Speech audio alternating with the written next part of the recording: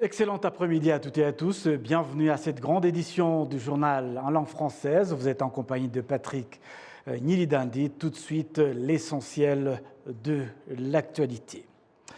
Eh bien, ceux qui vivaient dans les forêts en République démocratique du Congo, qui se sont désolidarisés du groupe terroriste FDLR, indiquent avoir apprécié l'accueil et l'encadrement dans le centre de démobilisation et réhabilitation de Mutobo, en district de Musanze, et qui donc leur a réservé un accueil chaleureux dans cette formation technique portant essentiellement sur la couture, et puis à la coiffure, la construction, l'électricité, la plomberie, la mécanique automobile dont ils ont bénéficié et qui vont donc les aider à réintégrer la vie sociale.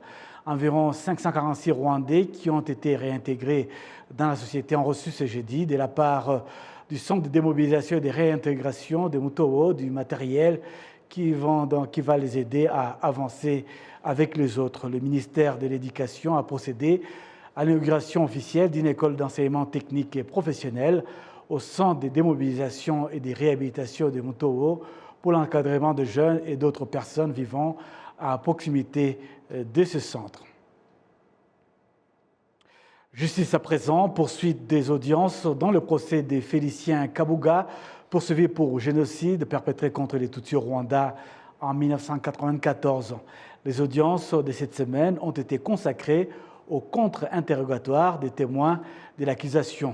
Résumé avec Jean Damascène Manichim.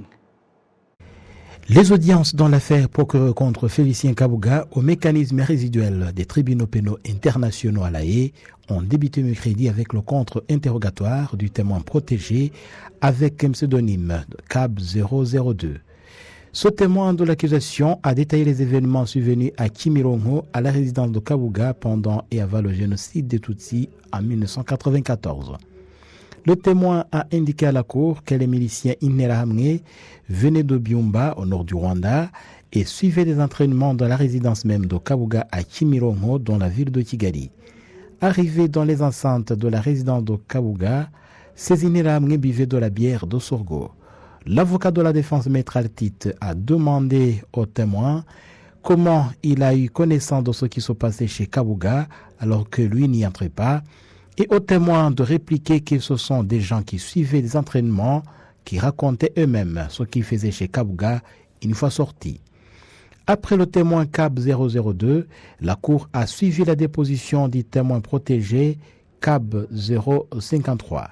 Ce dernier a indiqué à la Cour combien les Tutsis ont été persécutés bien avant le génocide des Tutsis en 1994. Le témoin a indiqué qu'il y avait une collaboration entre les membres du MRND, parti présidentiel à l'époque, auquel adhérait Félicien Kabuga, et la CDR. Il a expliqué que les deux partis collaboraient étroitement, travaillaient pour un même but, comme si la CDR était créée pour renforcer le MRND. Dans le comportement, les jeunes de deux partis n'étaient pas différents, l'idéologie était la même. La différence pouvait s'observer uniquement sur les uniformes qu'ils portaient, a martelé le témoin. Ce témoin de l'accusation a également indiqué qu'après l'attaque du 1er octobre 1990 par le FPR, les persécutions à l'encontre des Tutsis se sont accentuées, les accusant d'être complices du FPR. Le témoin a expliqué que souvent les rencontres du parti MRND s'accompagnaient des agressions à l'encontre des Tutsis. L'audience a été ajournée et reprendra le 28 février courant.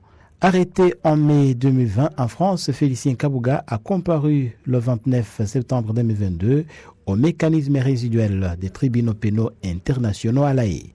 L'accusé est inculpé de 6 chefs d'accusation de crimes de génocide, d'incitation directe et publique à commettre le génocide, d'entente en vue de commettre le génocide de 3 chefs de crimes contre l'humanité, à savoir persécution pour des motifs politiques, extermination et meurtre.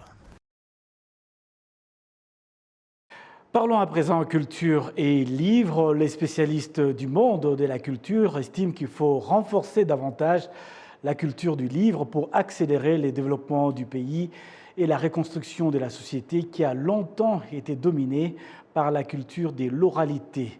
Jean Damascène Manichimwe nous fait le point. Avant de rencontrer le monde occidental, Le Rwanda était dominé par la tradition orale. La communication traditionnelle se basait sur l'oralité qui pouvait s'accompagner des fois du son du tambour.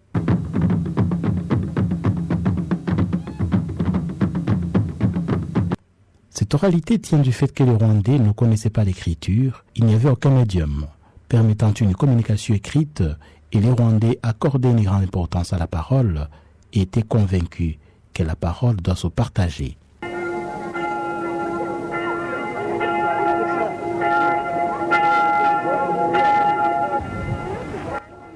Dès 1900, les missionnaires européens s'introduisent au Rwanda. Avec cette arrivée, l'école moderne a été initiée. Les Rwandais ont vite répondu à cet appel et l'enseignement de type occidental a été rapidement répandu dans plusieurs coins du pays.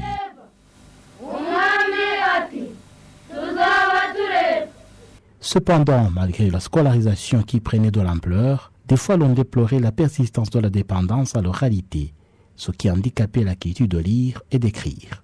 Malgré cette situation, la lecture reste la source du savoir et le livre la principale source d'information ainsi que la réserve permanente du savoir et de la culture.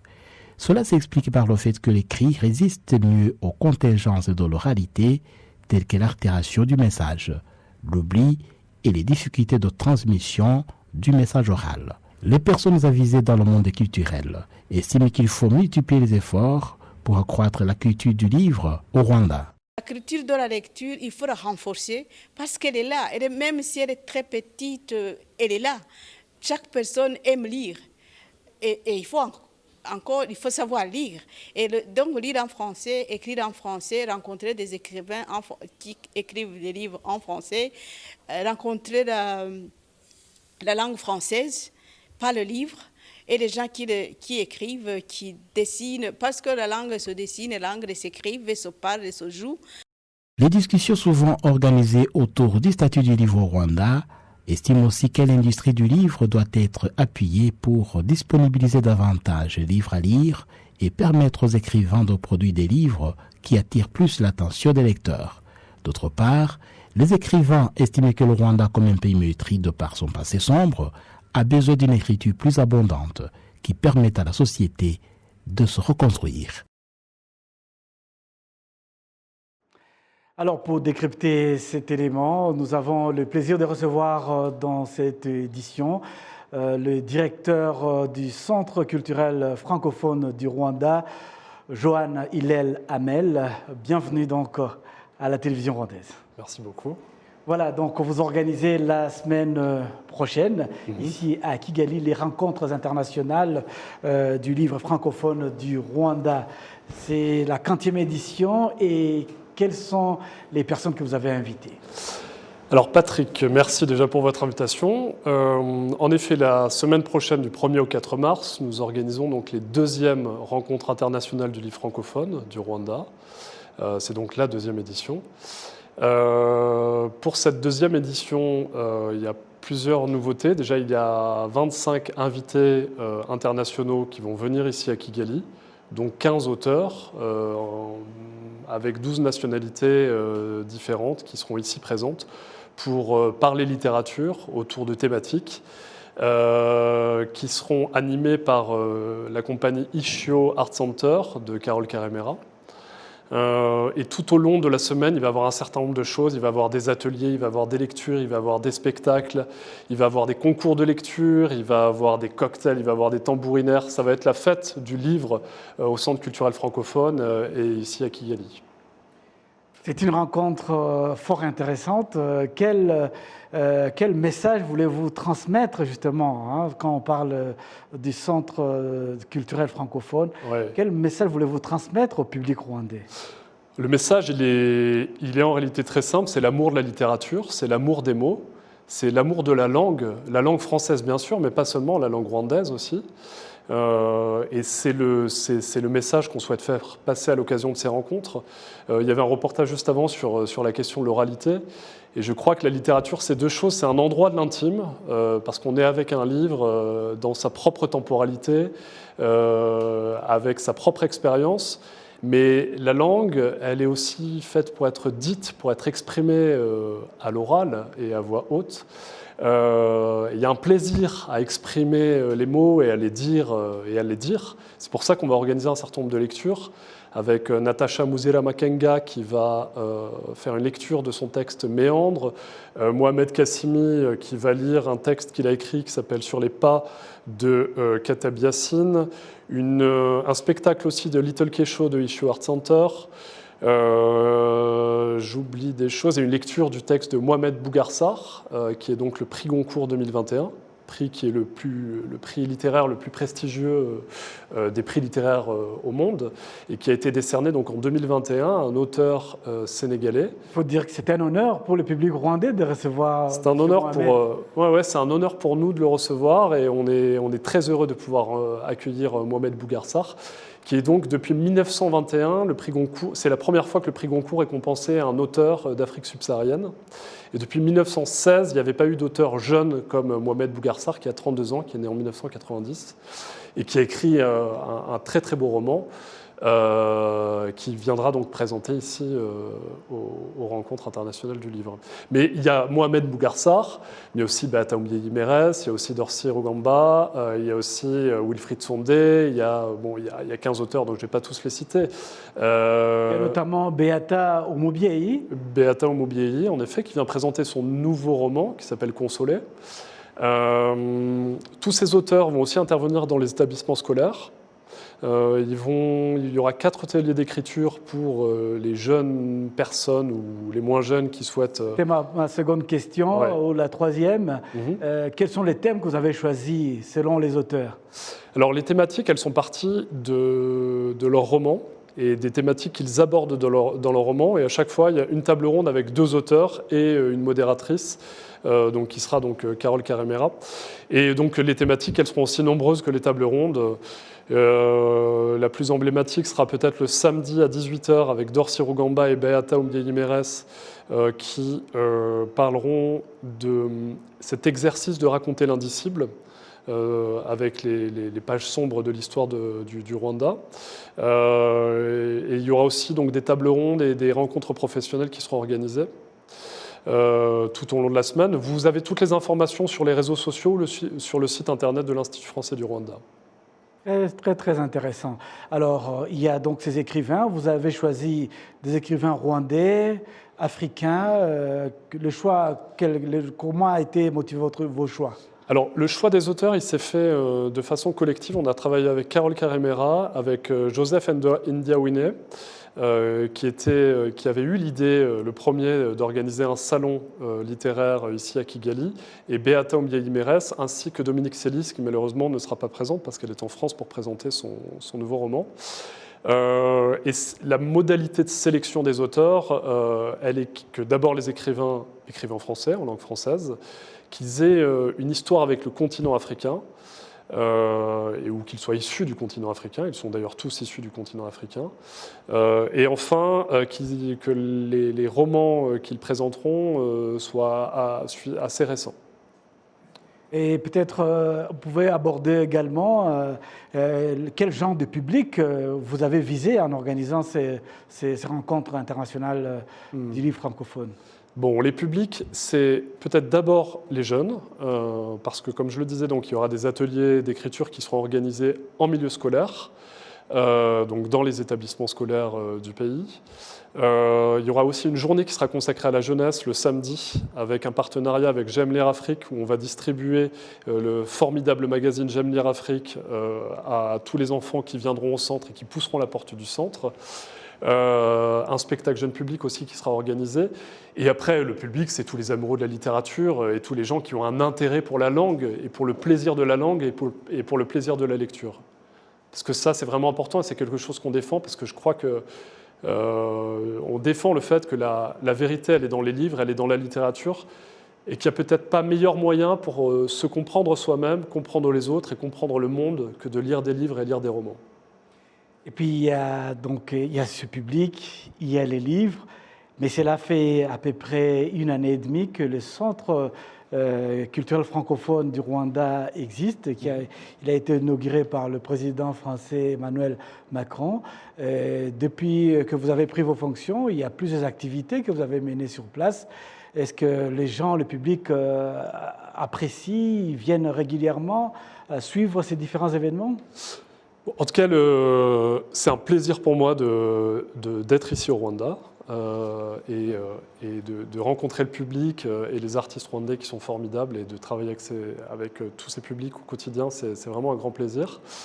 Et ce plaisir, on le partage avec le public rwandais qui a poussé les portes de l'Institut français en 2022 de façon assez massive, parce qu'il y a 38 700 personnes qui ont poussé les portes du centre.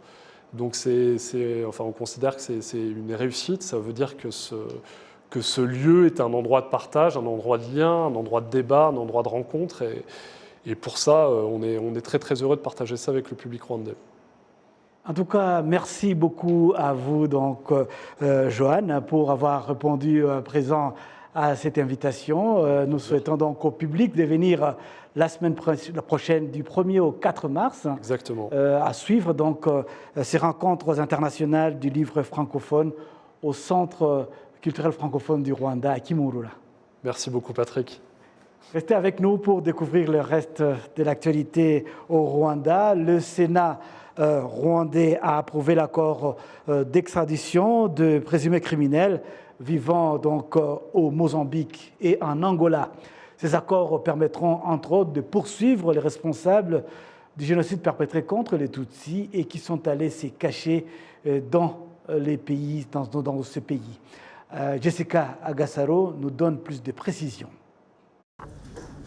Ces accords entre le Rwanda et le Mozambique d'une part et l'Angola d'autre part, concernant aussi les auteurs des divers crimes transfrontaliers, y compris les crimes de génocide du Tutsi au Rwanda en 1994.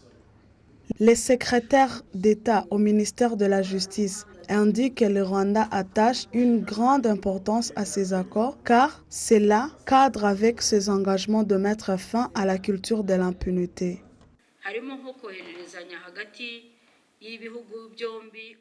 Notre pays est déterminé à combattre la culture de l'impunité et à les faire à travers les tribunaux des accusés où qu'ils se trouvent, surtout en cette période de développement de la technologie basée sur l'émergence des crimes qui ne sont pas normaux et ceux qui étaient normaux franchissent une nouvelle étape. Les sénateurs ont accueilli favorablement le contenu de cet accord et ont adopté cette opportunité. L'accord de l'extradition entre la République du Rwanda et la République du Mozambique a été signé à Kigali le 3 juin 2022 et l'accord entre la République du Rwanda et la République d'Angola a été signé à Kigali le 15 avril 2022. Le ministère rwandais de la Justice indique que le pays continue de s'engager dans cet accord similaire avec d'autres pays afin de traquer le suspect du génocide des Tutsis où qu'il soit au monde, ainsi mettre fin à la culture de l'impunité qui a longtemps plané sur le Rwanda. Jessica Agassaro, télévision rwandaise. L'intégration de la technologie dans l'agriculture est l'un des facteurs qui pourra aider certains pays africains à éradiquer la malnutrition et la population à connaître ce qui accroîtrait facilement leur production. Le Rwanda abrite en effet les séminaires ateliers Academia 2063 qui examinent l'utilisation de la technologie dans l'agriculture visant à la lutte contre la malnutrition. Kassim Youssouf pour plus de précisions. Le déploiement des efforts dans l'agriculture qui vise à lutter contre la malnutrition et le développement dont l'objectif est de satisfaire le marché sont l'une des stratégies devant être privilégiées pour accroître la production des produits dérivés de l'agriculture, stratégie qui cependant ne serait effective si l'on ne pense pas à l'utilisation de la technologie.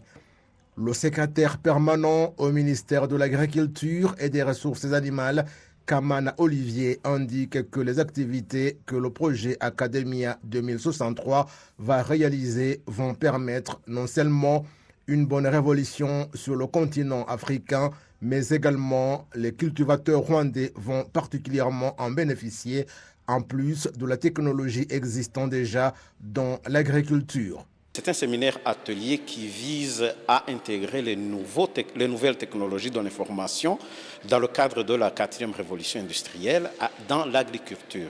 Aujourd'hui, le Rwanda est déjà champion, pionnier dans l'adoption des technologies dans plusieurs domaines, la santé, mais surtout l'agriculture.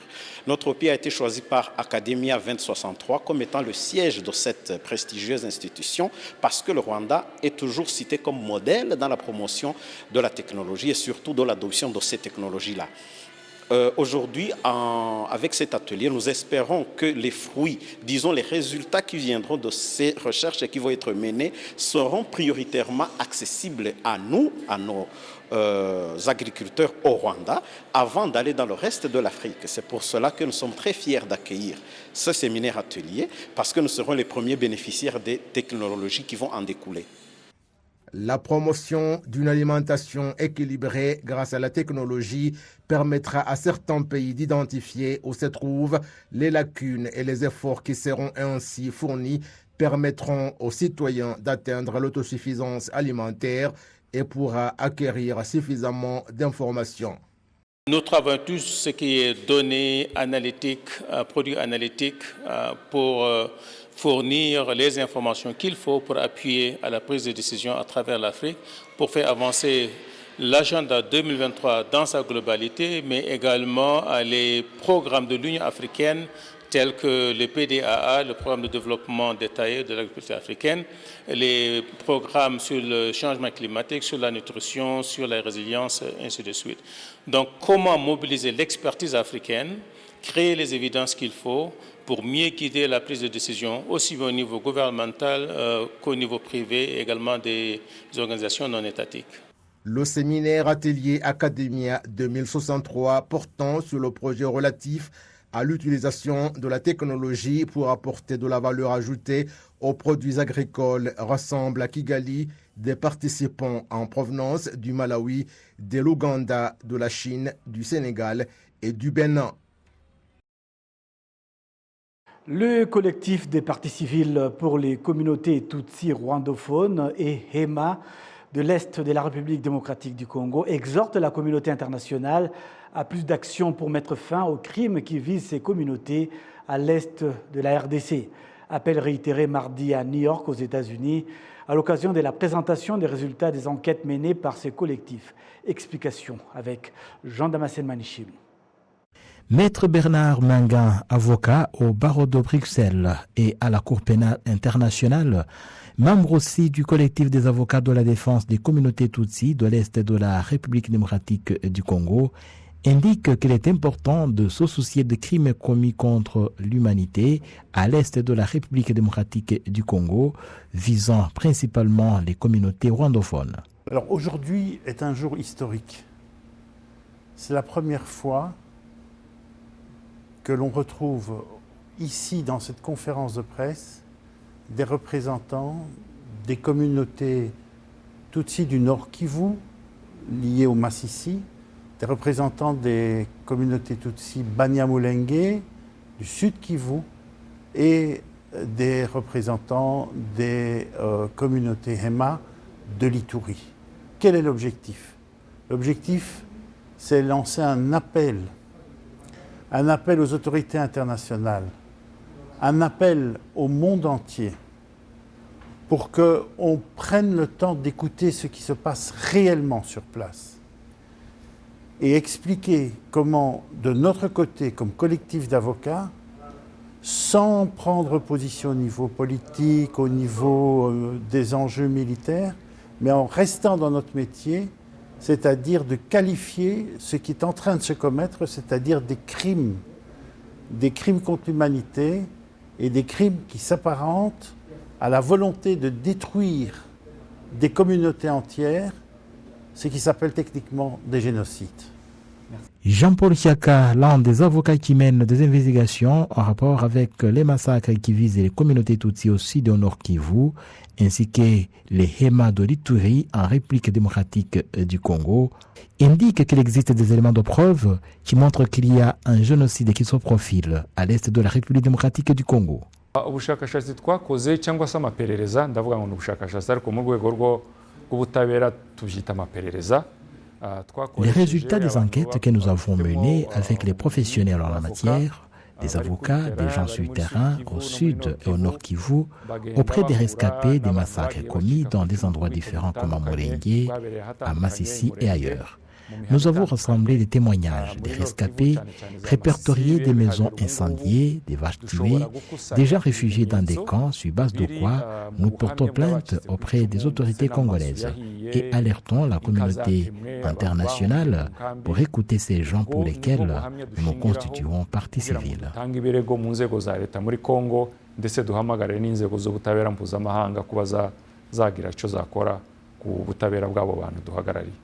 Ces enquêtes montrent que ces massacres qui visent ces différentes communautés tirent leur origine dans le passé colonial, notamment le partage de l'Afrique au XIXe siècle qui a engendré les persécutions à l'encontre des Tutsis congolais et des communautés Banyamulenge au Congo. Les participants à ces échanges de New York ont montré qu'après la colonisation, les autorités congolaises, en particulier le président Mobutu, tentaient chaque fois de montrer que les Tutsis n'étaient pas des vrais Congolais, ce qui leur a valu d'être bannis dans leur propre pays.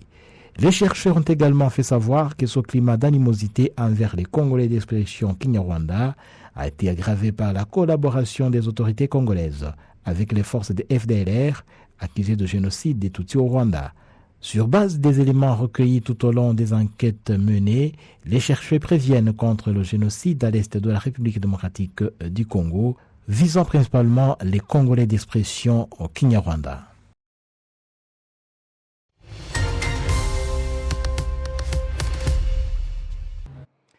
C'est donc avec cet élément que nous allons boucler complètement cette grande édition du journal en langue française. Au nom de toute l'équipe qui m'a accompagné tout au long de cette édition, je vous souhaite de passer un excellent après-midi à notre compagnie.